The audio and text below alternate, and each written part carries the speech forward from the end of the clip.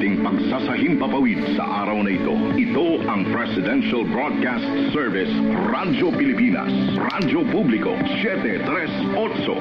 Ang aming studio ay nasa 4th floor ng Media Center Building, Visayas Avenue, Quezon City. Ang aming 50 kilowatt transmitter ay matatagpuan sa Marulas, Valenzuela City. Ang Radyo Pilipinas, Radyo Publiko ay pinangangasiwaan ng mga electronics and communication engineers at technicians.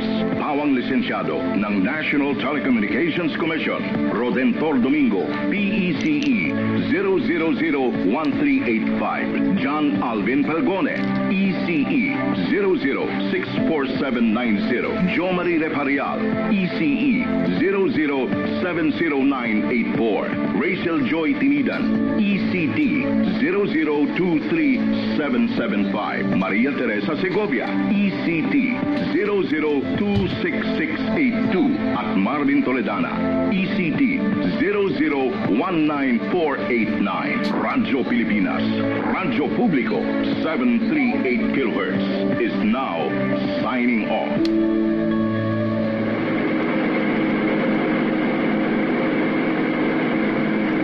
Bayang magiliw, pela sa silanganan, alab ng puso, sa dibdib mo'y buhay.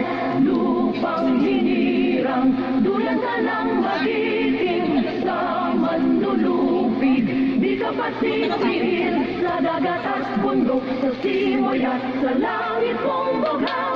May dilagang tula at awit sa paglayang minamahal, ang kislap ng watawat mo'y tagumpay na nagniningning. Ang bituin at araw niya kailan pang may di magdidilim. Lupa ng araw ng walhati pagsinta, buhay langit sa piling mo. Aming ligaya na pag may mga api, ang mamatay ng dahil.